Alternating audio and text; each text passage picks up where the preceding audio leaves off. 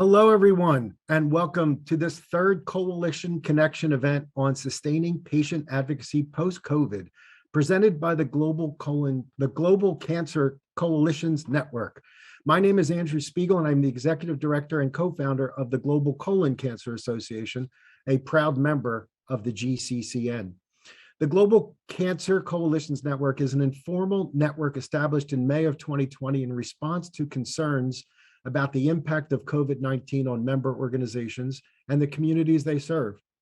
Collectively, we represent over 750 cancer organizations, all patient advocacy organizations and support organizations who are working on behalf of over 14 million patients around the world.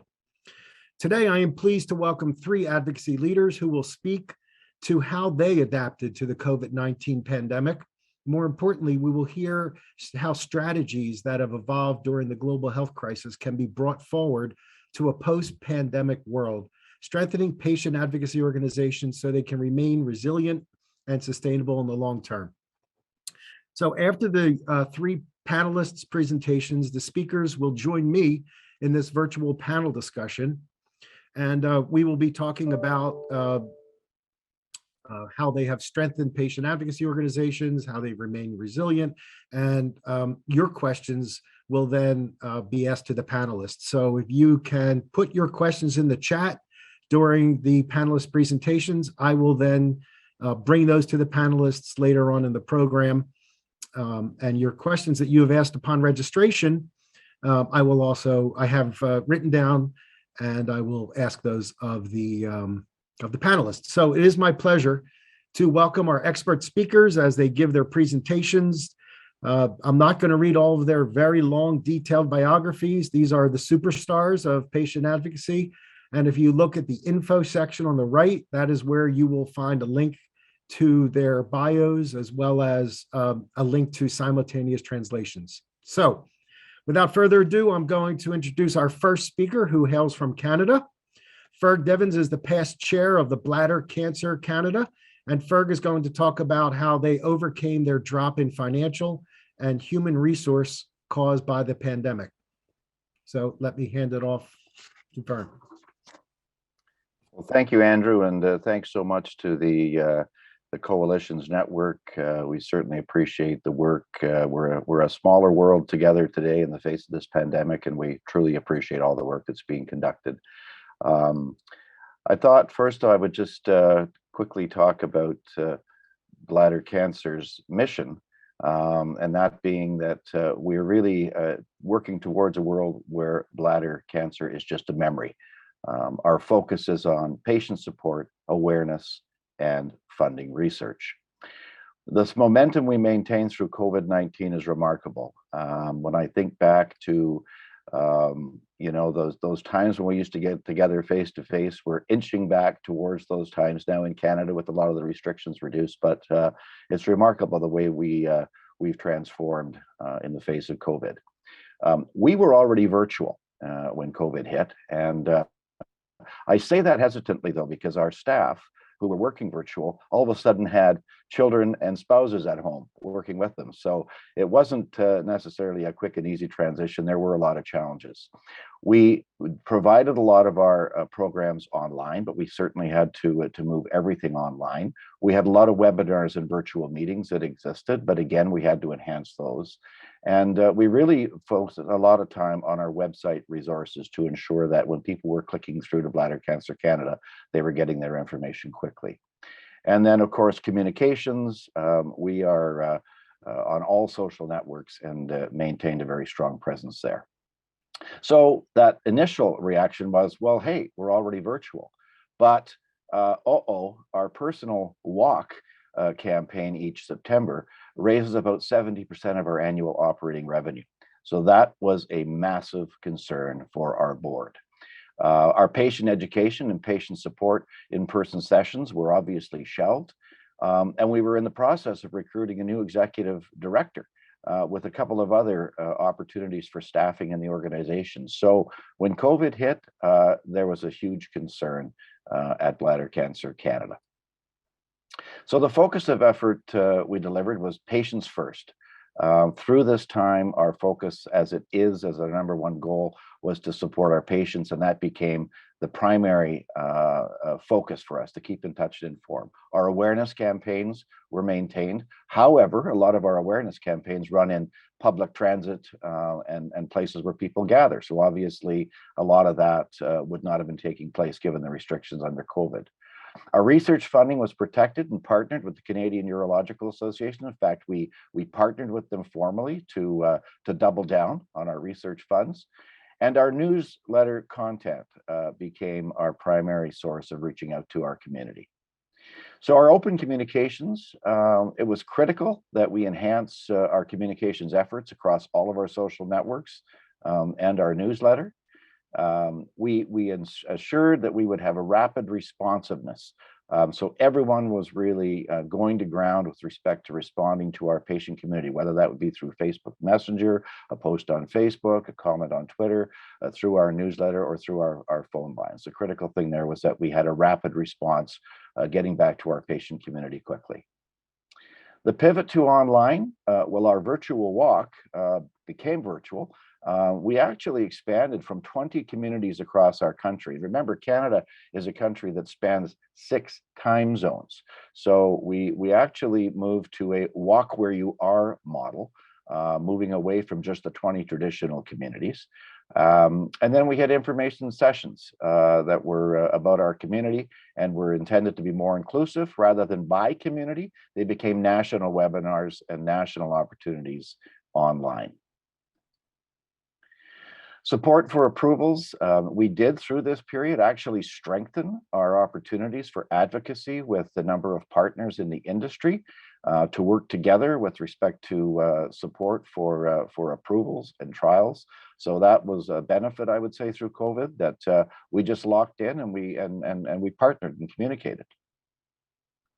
Our business continuity, at one point, the board determined that it was really essential for us to look at our business and to assess our business from a continuity perspective. So we reevaluated priorities, we realigned our resources, and we actually revised our strategic plan, which will be signed off at this next board meeting.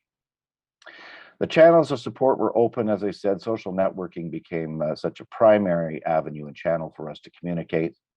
Our May Awareness Month, through COVID, we aligned with the Global Patient Coalition for Bladder Cancer. And rather than each of us doing our own thing in our own country, we actually came together as a global initiative.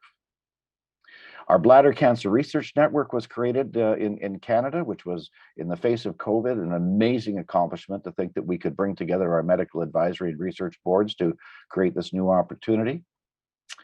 And we recruited our new executive director. Now, to this point, our chair and executive director have not met face to face, the reality of COVID. But we were able to build our team, recruit more volunteers, develop a fund development lead, a francophone lead, and an IT lead. So I look at that as a huge accomplishment through COVID times. So the key pivots for us were emergency. We had an emergency fund in place, which we never had to tap into. We benefited from our virtual walk. Our patient support was done online versus in person. Our business continuity set us up for success in revising our strategy. Our partners research funding with the Canadian Urological Association was an amazing step forward. Our hybrid meeting model, which we continue with today, was important to ensure inclusion by our board. Our open dialogue with our partner organizations was enhanced.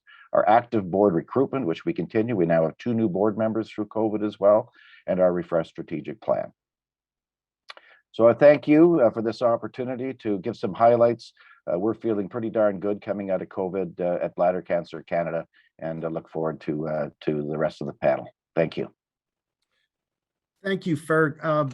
You know, the thing that stands out to me from your presentation is the brilliance of changing your strategic plan and not simply doing things the same old way when you can't do things the same old way. And we've seen through our survey data at the GCCN that a number of nonprofits have had to cut back on services, cut back on staff, cut back, across the board because of not doing what you did, because they didn't revise their plan and they didn't adjust properly, and they thought they would be able to make it. So My question right off the bat, and I know we're not in question and answer yet, is now that we seem to be coming out of COVID or this world pandemic a bit, what we sort of see an end of the light, a tunnel, light at the end of the tunnel. Would you go back and revise the strategic plan again, or is this strategic plan taken into account COVID ending? Well, the revised strategic plan certainly is with an eye coming out of COVID. I think, Andrew, one of the critical factors for us is the in-person gatherings at our virtual walks and our patient meetings is a key gateway to bring people to the organization. So as much as we think we're probably going to be in a hybrid model, we've got to get back to seeing people one-to-one. Our key focus being patient support. We need to see patients. So that's a primary focus for us. Yep. Yeah, no question. We all know the value of being together. So, well, thank you again, Ferg. We'll come back to you in our questions. Our second panelist is Rupinder Gill. She is the Chief Executive of Lymphoma Action in the United Kingdom.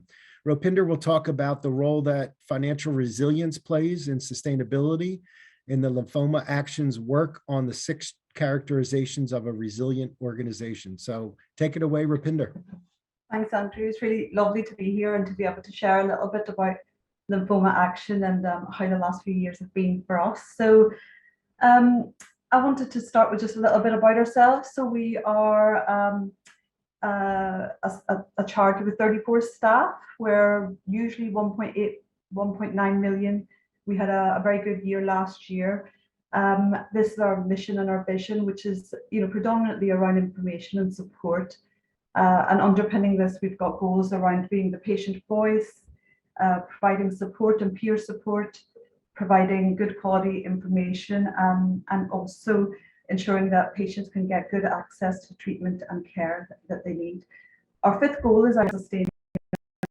It's really important to us that we make sure that the charity is kind of fit operationally and sustainable. So COVID kind of impacted on us quite considerably. In service delivery, blood cancer patients, lymphoma patients were characterized as clinically extremely vulnerable very early on. So we saw a huge demand for services, for information, and on our helpline services. We do quite a lot face-to-face, so we have face-to-face support groups. We have a survivorship program called Live Your Life for people who've gone through their treatment and gone into remission. So we had quite a lot of face-to-face activity that kind of stopped overnight. We also do educational events for healthcare professionals, which also had to be shelved in 2020. So our priority there was to kind of reinvent, restore, and retain our services. We created a special COVID information section on our website, and we tried to accelerate our digital strategy by moving as much online as possible. So our support groups moved into online support meetings. They actually evolved and developed, and we had some more differentiated groups as well, meeting one-off meetings. We put in place webinars, podcasts, and it was a lot of work for us and for our staff team, but we wanted to make sure people had the best quality information they could to help them through the various stages of the pandemic. On the income side, we saw our community and events income kind of fall off a cliff to begin with, and to kind of address that, we did a number of kind of modeling scenarios. What does 15% look like? What does 30% look like? What's the worst case scenario? What's the best case scenario? There was a lot of uncertainties at the beginning of the pandemic, so it made that quite difficult, but we put in place a short-term action plan as well as a medium-term plan, and that the short-term action plan was around making emergency asks, going out to the trusts and foundations that were giving emergency funding, talking to our own donors, being very transparent and open with people about what the challenges were. There was a huge impact on staff going to working from home, but also around their own mental health and well-being. We had staff who had caring responsibilities, who were shielding. So we took a decision very early on that their well-being would be kind of first and foremost, not just because that's in line with the values of the organization, but also because that's the best way to ensure our business continuity. There was an impact on governance. Our volunteering stopped as well because a lot of our volunteering is face-to-face. And we had some specific development activity projects that also we just had to stop. So, you know, there was a lot of different fronts on which to try and manage the different challenges and the different risks to the charity. So a little bit more about what we did. So we took the decision to upskill staff, involve right people at the right time, so that there was lots of innovation, especially on the digital strategy side. We shortened our decision-making processes and sign-off processes. And, you know, there was an impact on how much user engagement and upfront impact planning that you do. But, you know, we decided that people wanted to trial ways to support people, that we would make it happen. We significantly increased internal comms and mental health support for our staff. I personally wrote an email to staff every week on a Friday to tell them what was going on across the organisation and what support there was for them. We did a lot of collaboration, and that was on all fronts: fundraising, information, policy, advocacy. But really importantly for our senior management team, and for me, it was also important to make quality time for reflection and assessment, because we were kind of felt like we were on a treadmill and just going faster and faster. So at the 3 month, 6 month annual, we were constantly reflecting and saying what's worked, what hasn't worked well. The Charities Aid Foundation in the UK has the 6 characteristics of resilience. So our governance and our board, we kept them up to date and saying that these are the things that are going to make us resilient, and this is how we're doing against each one. So, you know, reminding our staff and everybody about our purpose and exactly what we're here to do, making sure we're financially and operationally fit. So our finance committee decided to meet monthly rather than quarterly.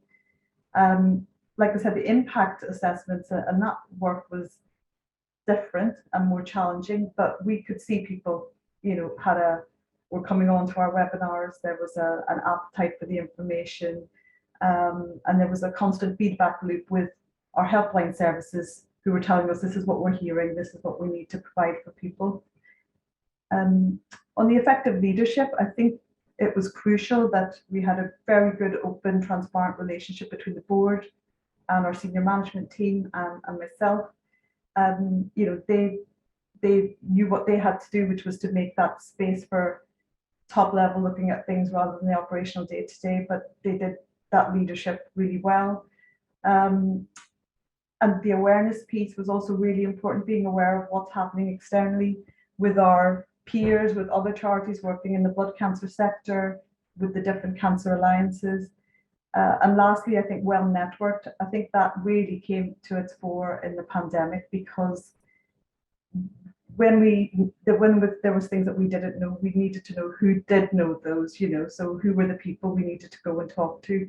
So I think the networks that we have made during the pandemic have been amazing, and something I hope that will continue.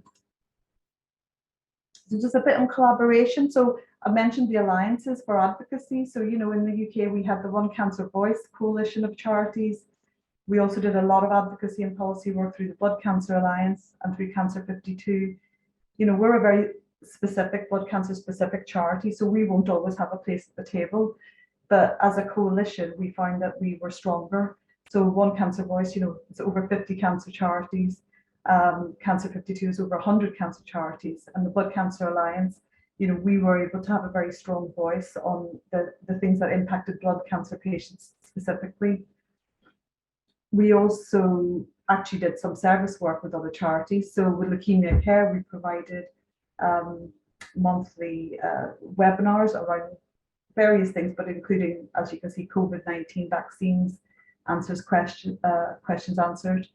And we also did collaborative fundraising. Our Bridges of Britain used to be our in-person Bridges of London event, but moved virtually so people could do it around the UK. And again, we decided to open that up to Leukemia Care, because we kind of felt like we were all in the same storm but on different boats, and if we could help each other and collaborate, then that would be helpful to all of us. And it wasn't just also about raising money and income. The actual fundraising collaborations really helped us and our staff gain an insight into how other fundraising teams at another charity work, and you know what the difference of culture might be and what the different processes are. So we actually learned a lot through that, and we also had a lot of awareness raising. So we managed to get into sector press as well because they were interested in charities collaboratively fundraising and working together. So, you know, there's a lot of things that will have changed for the long term. So, you know, there's no going back from the digital strategy. I'd like to keep the quicker innovation, the trying things quickly and moving on if they don't work. For us, we've seen a huge increase in reach and engagement, both with beneficiaries and with staff. The digital has meant that people could come to online support groups that were previously unable because of barriers or geography. We're working very differently, and that's going to continue. We're moving to new premises. So it feels like a real step change for the charity. And the relationship that we have with the cancer charity sector and with the other charities at the NHS has been, like I said, something really that we're really pleased how that has developed, and we hope to keep hold of that going forward for our strategy. There's still going to be ongoing challenges. I worry about the strain on trying to provide all of this information and support. We worry about the people that might be left behind, who are isolated, who may not engage digitally. So there is, like was alluded to earlier by Fergus, need to go back to some face-to-face. There's a lot of work on the health inequality side. We know there's lots of people that don't access our services. And we've got so many competing policy and advocacy priorities. So I think if there's one focal issue at the minute, when we were going into the pandemic, it was the risk of not responding well and not responding digitally. I think we rose to that challenge very well. I think now the risk is coming out of the pandemic effectively, because there's a bit more uncertainty about which path you take and where you put your resources. But I think there's been a lot of learning over the since the start of 2020. So I think we're also very positive about the work, where the charity is and the development and where we'll be going from here onwards. Thank you. Well, thank you very much for that presentation, Rupinder.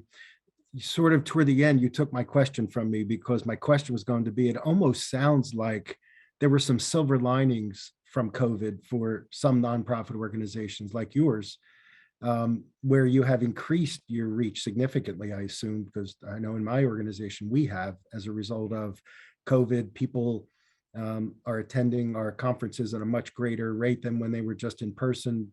It's much easier for somebody to simply click on a webinar in their living room than travel to another city. But we also lose the camaraderie and all the benefits that come from in-person meetings. So it seems like, though, you would be able to articulate a couple of things that will be good for the organization long-term as a result of the adjustments that you've made from COVID. So really interesting stuff.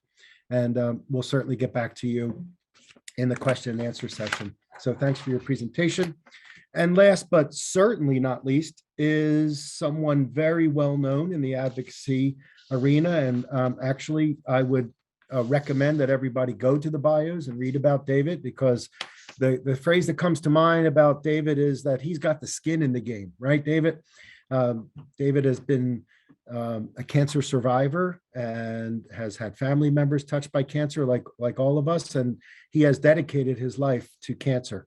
And we're going to hear from David about some of the work that his great organization, Grit Health, and for those that don't know, Grit Health holds webinars all the time for patient advocates. They held monthly webinars, I believe, throughout COVID to help nonprofits get through COVID. So definitely check out the work that is going on at Grit Health, GRYT, Grit Health. Read about David Craig and his amazing story. He is the CEO and the co-founder of Grit Health, and that is in a digital oncology solutions company. And I believe when we met years ago, I believe everybody that works for Dave is a cancer survivor. I'm not sure if that's still true, but it certainly was a couple of years ago. And I thought that was really neat to have people that, as I said, have skin in the game. And so Grit Health is a company that empowers people to be in charge of their own health through education, through engagement, through support. And David is going to talk about how being forced to think and act differently in the wake of COVID actually resulted in some really positive changes to our approach to advocacy and collaboration. So, David, I turn it over to you, sir. Thank you, Andrew. I have to just acknowledge before I share, it'll be 10 years for me this June since I became a cancer advocate. My father was diagnosed with bladder cancer. And so, Ferg, the work that you and your organization do affects me deeply now, knowing the legacy you're leaving. And, you know, when I first became an advocate in 2012, like many of us, I had no idea what that meant. I had no idea what my voice was, and I had no idea what I could possibly contribute when there was so many people around the world doing such amazing things. And Andrew, you've been one of those people that I've modeled myself after and looked up to, and meet so many new heroes. Rupinder, these new heroes that come into my life, I'm just honored. So thank you for allowing me to be a part of this with you. I will share with you why we exist and why we do what we do. And Andrew mentioned that our team started out as all cancer patients and caregivers. And as we've grown, other experiences, humans with other experiences have joined our organization. And some of them now, Andrew, haven't had a primary cancer diagnosis themselves, but they know the experiences associated with going through cancer, like how much anxiety is a part of that journey. And, you know, all these things that we share as humans, regardless of where we are or even what the primary diagnosis is, we share these human experiences. And so our mission is to put people, rather than the diagnosis or the disease, at the heart of the work that we do. And we bring together a team of, you know, researchers and physicians and advocates that always look at the person in the center of this work in the ways that we approach things. And so just to share briefly my history, you know, prior to 2012, I worked as a patient experience, patient insights researcher in the pharmaceutical industry. And I was obsessed with understanding the patient journey and patient decision making. And the irony for me is that I was going through 2 cancer diagnoses of my own while I was doing that work professionally. And it truly felt like I was living 2 different lives. I had a researcher brain and a cancer survivor heart, and they just felt like they were separated and kept apart. And so co-founding Grit Health has really, in many ways, brought those 2 aspects of my humanity into harmony. And so we approach everything, you know, from knowing what it really takes to develop new medicines and how important the patient voice is in treatment and care.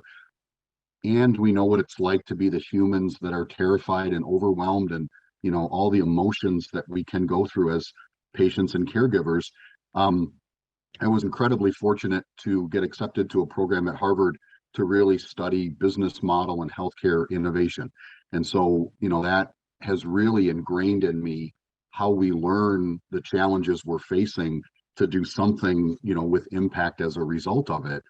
And if we think about this moment, why we're all here, you know, it's almost hard to process that when all this started, you know, the month before GCCN was formed, and, you know, when COVID was really affecting global advocacy, half of our world's population was in some mandatory isolation. That's 3.9 billion humans. Understanding the totality of what we were all facing at that moment is hard to process. And we know that there's been similar disease control measures and, you know, health crises in the past, but nothing at this scale and at this impact. And if we think about our purpose, shared purpose in advocacy, the things that we're trying to drive forward relentlessly and with all of our hearts, you know, improving patient access to care, of developing and evaluating new medicines to improve life and improve quality of life, global advocacy initiatives, and all of us coming together to fuel and recharge each other and advance the work.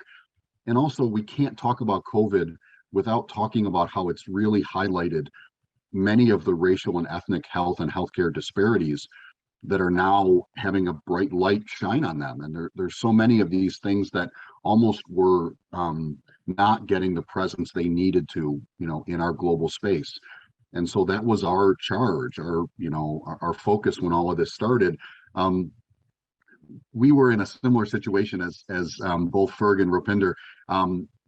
When COVID started to descend on all of us, we were using a virtual platform externally as a complement to our own Grit Health platform, which we've been operating since 2016. It was always kind of a piece that was a little bit separate. And we recognized with everything that was happening, we needed to make that a priority and a focus. And so we brought our team together. And the first thing I did personally was I canceled all of my meetings that first week of March or second week of March. And I spent the whole week on the phone talking to advocacy leaders, talking to researchers in industry, talking to providers to understand how they were all impacted. And many of you will remember this, physical events were getting canceled. Many organizations didn't know if they were going to get their deposits back from the hotel. So there was cash outlaid to hold those physical events that we didn't know if it was going to come back to the organizations. I mean, so many of these really profound leadership challenges. And so, our team came together and said, how can we embrace these challenges, not fight against them? And when Andrew mentioned in the introduction, we wanted to bring these leaders closer. And so we've developed many programs, one I'll share in just a minute, but our team has created more than 200 virtual empowerment sessions in under the last 2 years and brought together 500 speakers and thought leaders to really share their expertise to help capacity building, right? And there's always areas we're strong in and always areas we're weak in. And so by sharing in capacity building, lifting all ships together, and bringing together 15,000 humans live in these sessions, we've been able to learn and do so much together. And so one of these programs that we're incredibly proud of is in partnership with Bristol Myers Squibb, and it's called the Advocacy Exchange. And that's an example of where Grit Health had a partnership with BMS in a different area, and we were leveraging our virtual platform for different applications. And we were able to reconfigure, refocus that work to create this advocacy exchange platform. And just incredibly humbled now to share that we've had over 45,000 people from 115 countries visit this platform and access resources. More than 300 advocacy organizations are participating in all of these capacity building and sessions that we're doing. And all of it is to share, where we're strong, we can gain from areas that we're weak and vice versa. And so just to see this impact it's had and, hear from so many people is truly humbling. And I think my next slide isn't advancing, but my last and final slide is a picture of Pat Garcia Gonzalez from the Max Foundation. And she had a quote in one of those sessions that was, COVID is now in many ways making what seemed impossible before possible. And I think that runs through all of the comments, before. We've been forced to take a step back and evaluate the most important things to our work and our missions and our purpose. And to see how that's brought us closer, albeit virtual, is truly humbling. And so thank you for letting me share that, and honored, Andrew, to be a part of the panel today.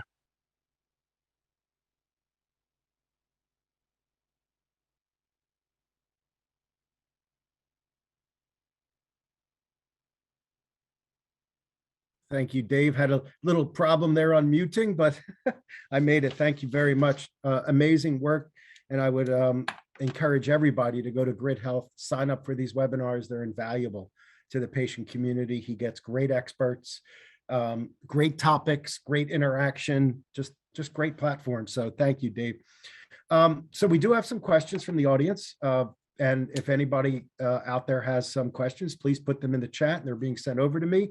One of the questions that came right out from the beginning is the impact of COVID on volunteers. And that's been pretty big because a lot of nonprofit organizations rely upon grassroots volunteers to deliver the messaging and the services right down to the grassroots level. And obviously, COVID had a big impact on the volunteers' ability to work with nonprofits. So I'm going to open it up to the three of you. Have any of you had your volunteer services impacted by COVID? And if so, what did you do about it? Come on, somebody. Yeah, absolutely. I can jump in. We have a lot of services being so patient-centric across the country, and the key, Andrew, was understanding what their needs were. I think the key was not to assume that we knew what would be the best way to connect and service that patient community, but to actually listen and hear where the issues were. So to me, that was where we adapted very quickly, because we thought we would have the solutions, and in some instances we heard from our doctors that there weren't a lot of issues with respect to patients getting through to those offices. So having that insight alone to let our patient community know they should call their doctor and get in to see them was very enabling. For sure. Anyone else? There you go. So yeah, a lot of our volunteers themselves have lymphoma, over 90%. So actually they had it was our responsibility to make sure they were safe as well, and to provide them with the information and support we were providing to everybody else. But because they were also volunteers, to kind of maintain a communication with them, and our volunteering did change. So we did actually recruit, induct, and train a whole lot of digital volunteers. So we created new closed Facebook groups and had to train online moderators. So it was interesting that there were some new volunteering rules that came out, but we felt the most important thing was to keep communicating with them, even if we couldn't provide them with the opportunities to volunteer that they were so committed to. So I think now, during COVID, there was a huge push of volunteering on nationally to help support the COVID effort. So I kind of feel like we're sitting on this huge groundswell of commitment and support and a real need to do things. And you've seen that with everything that's been going on in Ukraine as well. So I think volunteering is something that's going to be even stronger going forward, as long as we provide that support to our volunteers. I think there's a huge potential there, and I can see a lot to be done to take it to the next stage now that we're coming through to the next stage of the pandemic. Yeah. And digital strategies have been really what has guided us through the pandemic, is getting through and being able to communicate with our patients through mediums like Zoom and all of the other great technologies that have been developed over the last couple of years. But two questions come to mind on that. First is, what do we do about Zoom fatigue when you have 4 or 5 Zooms scheduled per day, and they're running into each other, and how many Zooms can you actually sign up for? What do we do about Zoom fatigue? But maybe more appropriately, the question that comes to mind is, not everybody is great at digital technology or has access to digital technologies. So, and especially in underserved communities where there's not as much digital communication going on, how do you get to the people who don't subscribe to the digital technologies? How were they not left behind during COVID if they don't have the skills or the expertise or the interest in, or the availability of participating virtually to some of the events? You want to take that, Dave? Because you're a technology expert. Yeah, but by expert, it just means I think I've made as many mistakes as there are to make. No, it's true. I did study technology management and get to lead a tech company. My co-founder, Kenny Kane, is also the co-founder of Stupid Cancer. And so he's a large influence in how we approach, think about this. The motto, and I have to give Kenny credit, the motto that Kenny has always brought to our work is not to fall in love with the technology or not to fall in love with the idea, but rather to fall in love with how we're helping people. And, that can change based on the individuals a lot faster than technology can. And so, for example, when we started doing all these capacity building sessions, in the beginning, people were saying, we need to learn how to do virtual conferences and virtual events because they haven't been the cornerstone of our work. And so we focused on best practices in virtual events.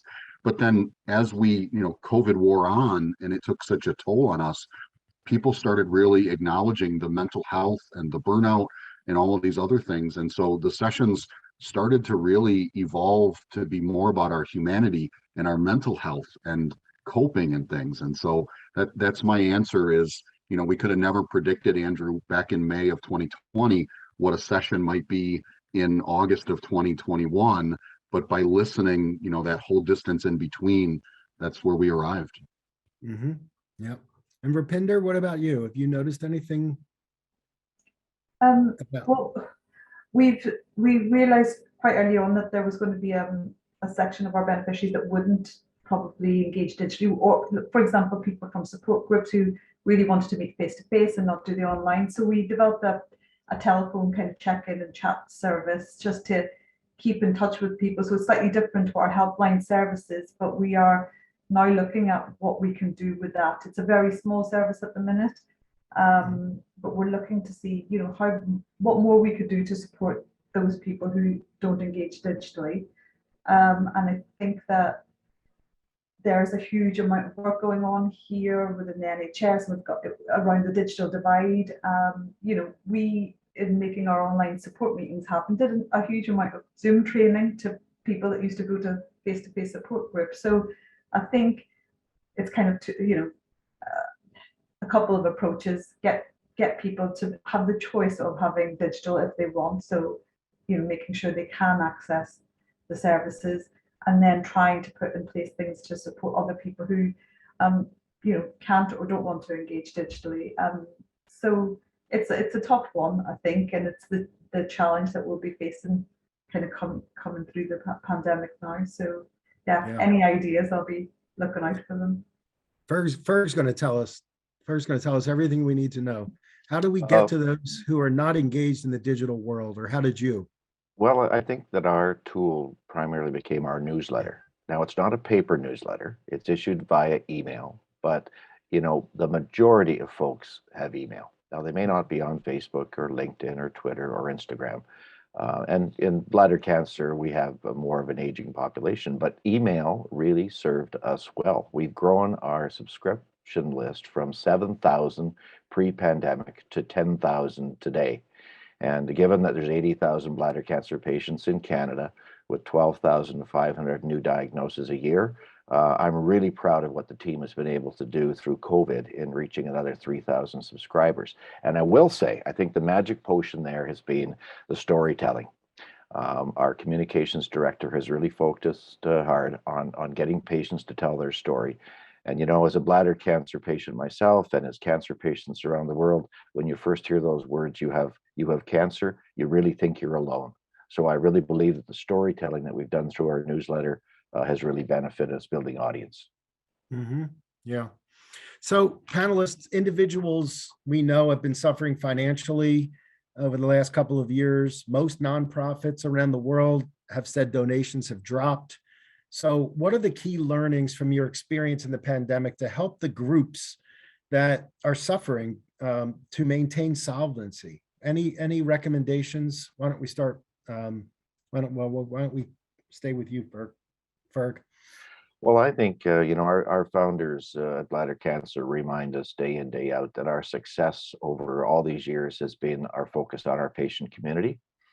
And so although it would be really great to get a lot of third-party fund and development happening, really where we are going to benefit the most is by connecting with our community and building with those patients, with their support network, with their family and friends. That has been where our success has been in building our walks over the years, and that still remains the foundation for our fundraising. Now, we have to grow beyond that, obviously, but that is foundational to our success. And I would think foundational to most organizations through their patient connection. Mm-hmm. Yeah. And what about you, Rupinder? What advice would you have for these nonprofits to stay above board? I think it's really difficult for a lot of organizations, but I think being able to really articulate what you're doing and your impact is key, because I've seen lots of amazing work happening, and sometimes you're so busy doing the work that you forget to tell people about what it is that you have been doing. And I think, like Ferg said, it is the services and the quality of the services that you provide. For us, at the very beginning, it was getting our case for updating our case for support along the emergency need lines. Really impressing on people what's going to happen if you don't have the funding and what the urgency is, and not being afraid to ask, and to be really clear about what it is you need the funds for, and what you're going to do with them, and what will happen if you're not there to provide the services. I think that's a very stark message. Sometimes helps to prove to people why your services are so vital. Mm-hmm. So, Dave, a question for you that came from the audience. Has anything been lost due to COVID that we will never get back? That's an interesting question. Has anything been lost that will never get back? And it's almost like somebody else put in the chat, this is sort of like a forest fire that caused all this extensive damage, but it also gave an opportunity to clean out some things and start fresh, right? That was a pretty good analogy that came through. So looking at this, Dave, what do you think? What do you think about that? Yeah, boy, I adore that question. And Yeah. the immediate thing that comes to mind is I think we've lost in many ways some of the innocence that let us just focus on the thing in front of us, because everybody's thing in front of us has been interrupted by something globally, and so what I've gained these last 2 years is learning from people that had I just stayed, head down, I wouldn't have met. I've met health disparity advocates, and I've worked with advocates outside of cancer and with advocates around the world, and broadening the interactions and the understanding has really changed the way I look at things and approach things. And so, boy, I'm trying to honor the question. For me, I would say I have lost the perspective of, if I stay here, I'll be able to make a difference, to now thinking about more broadly humanity and all of the things that affect us to care about where we make a difference. Good point. Good point. The other panelists have a comment on that? No? Okay. So another question from the audience. The new normal may be that we have to deal with further pandemics that will play out, like COVID, with lockdowns, with things like that coming along. So how can we prepare for that as nonprofit organizations? Who wants to take that on?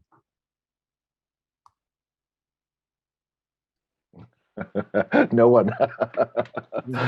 Because we don't know. Is that why? Yeah, I think for me, the way that I saw our board and our staff just embrace adapting to what we were facing, to not letting worry and concern become paramount, but a notion of what could be possible.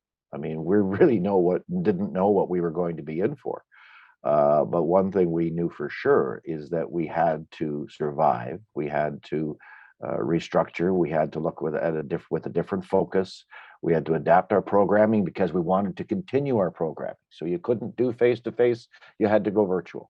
So I think, if the new normal is that we could face something similar in the future, I think the learning is the ability to adapt and embrace what could be possible is probably the greatest, success opportunity.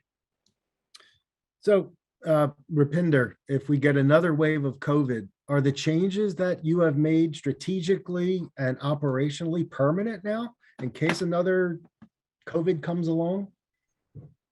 Yeah, I mean, I think that that responsiveness, we've been through it. So as in the UK, as we went down through lockdowns and coming out, by the second or third, you kind of know how things are going to go. So there's a little bit more certainty of how to deal with things. I think the vaccine rollout, that kind of transformed 2021, but going into it, we weren't sure. So all of our projections were based on, not knowing that. So I think I would hope that as a sector and everybody would deal much better with any future pandemics, but without knowing the nature of the pandemic, you don't know, and the emergency is never quite the emergency you think it's going to be.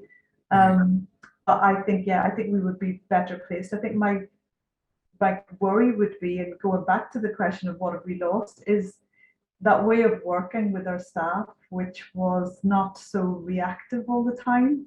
I think that reactiveness, having to do new things and different things and change your plans, it puts a tremendous strain on people. And, you know, there was a real, going back to that point, a bit of an innocence. You know, you used to come into the office, walk around, say hello to everyone, know what was going on in everybody's life because they were there. You could talk to them, you could see what was going on with the organization, and everybody was planning, you know, what they were going to be doing in a month's time. It's very different now, and there are benefits to how we work now that is quicker, more agile, but you do lose some of that kind of something in that difference of pace, I suppose. Yeah, yeah. And Dave, you're a digital company, so you're going to probably go forward with a digital strategy and be fully prepared for anything that comes. But are there any plans for any in-person things, or are we going to continue digitally? What's your long-term strategic plan in terms of how the pandemic impacts your work? Yeah, we're already moving to a hybrid model so that, you know, people that want to be able to connect and access events or not have to bear the cost of travel, or if they're immunocompromised for other reasons, can still join. But for the people that want to be together in person, have a complement to bring in person and digital virtual together. So our team is already starting on that journey. The one thing, Rupinder, it took me a moment to get my thoughts together, so I'm so grateful that you and Ferg were quicker thinking than I was. But I wanted to, Andrew, the question you asked, when we think about being leaders and trying to be innovative, you know, normally we're starting from here and we're trying to take a step forward. And what COVID forced us all to do was to deal with the reality of how far back we had to step and all the interruptions to try to think about big steps forward. And whether it's another pandemic that does that or some other event, I feel like us being together now has made that process stronger. So it just, both what Rupinder, you and Ferg said, makes me feel like we're a part of something bigger than maybe we had before, you know? Yeah, yeah. Interesting, really interesting perspectives. Another good question from the audience. We're all dealing with mental health issues with the patients that we serve, but what are we doing about mental health issues for our own internal human resources? You know, the pandemic doesn't just affect the patients, it affects all of us. It affects all of our families and all of our staff and the way we operate. So it's a really good question from the audience of how do we deal with that internally as an organization? And I think probably the bigger organization, Rupinder, I think you have a lot of staff, right? So how do you deal with that?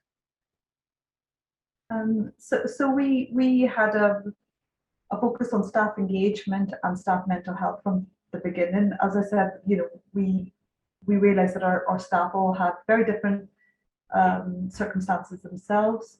So there's something about having those individualized conversations with people because everybody's need was different. You know, some people had caring responsibility for parents and some for children, and some, you know, lived further away.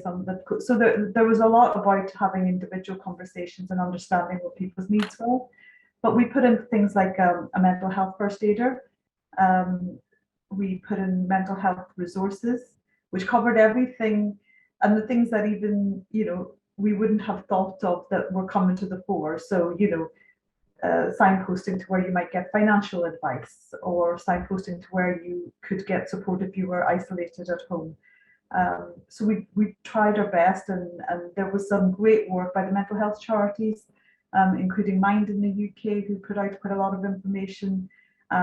You know, other charities like the Money Advice Trust, who deal with financial burdens. So it was also about signposting staff, providing resources ourselves, and also we put in place a new employee assistance scheme, which included you know, counselling sessions, and it was the main challenge with it was to constantly remember that, you know, whereas people might not need that this month, they might need it the following month. So just doing it as a one-off isn't good enough, that we needed to consistently be thinking about the staff well-being and their mental health, and the strains on people and going through COVID. And also people are so different. Some people were very anxious and some people weren't anxious at all. And actually there is a tension there between making sure that staff have an understanding of each other as well. So there was a lot about making sure people understood that their colleagues may feel slightly different to them. But together, I have to say our staff did an amazing job of supporting each other. Our managers were also fantastic in supporting their staff team. So it was definitely a whole organisation effort and not just any one person or the mental health first aider. It was all the managers. Sounds like a great place to work. Ferg, anything from your end? Well, I think picking up on what Rupinder was saying, Yeah. I think really respecting that this is, you know, everyone's response is individual. And so, you know, where you may have had programs in the past, I think the critical thing is really respecting that each individual is going through this journey, perhaps in a different way than the person that's working alongside. I think the other thing too is really coaching and counseling people to take the time to ensure that they are, you know, looking after their mental well-being. Because of us being so digital and virtual, you know, at any time of the day we can be tapped in and turned on. And so, you know, I really think that it's best to help coach and counsel people to have discipline in taking the breaks, discipline in taking downtime. You know, if it's a week's vacation, don't be on the device. That's not easily done, and that's easily said, but not easily done. So I think, you know, as a team, they need to come together to do that. And the final point would be, I think it's important that team building and team opportunities, virtually or in a hybrid situation, are still important. Where we have done them face to face in the past, you know, with various team building exercises. I think we really have to consider how we can do that in a virtual or hybrid model to just let people come together as a team and socialize. Yeah, really good points. So we only have about 3 minutes left, so I want to close with one more question to each of you. We have seen lots of businesses that have gone from having beautiful office space to going fully virtual with staff working out of home. The nonprofit community is no different. We've seen a ton of nonprofit organizations give up their office space or not renew their leases, and people are working very effectively out of home. So are we finished with brick and mortar for nonprofits? What do you all think? Are we finished with brick and mortar? Are we all going to work virtually, or do we have to get back into that office building so we can walk to each other's offices and bounce things off each other and work effectively together and have the camaraderie, or is this permanent? What do you think? I'll jump first. For us, we don't know the answer. But I think that the answer may lie in the meaning of the word office. The word office meant the place that you hold in perpetuity and keep your things at. When in reality, I think what we're seeing is office is now the space we're missing connection and getting to know people outside of the job role and all these things. That may happen in other ways. You know, we may end up doing gatherings that are outside of the office, you know, definition to bring people closer. And so I don't know, Andrew, we will largely stay virtual, but there will be other components to what together means. Yep. Anyone else? So we're moving offices to a smaller office, but a better office for collaborative working and meetings and getting together and doing some creative stuff. I think it will differ organization to organization depending on the culture and the way that organization has worked.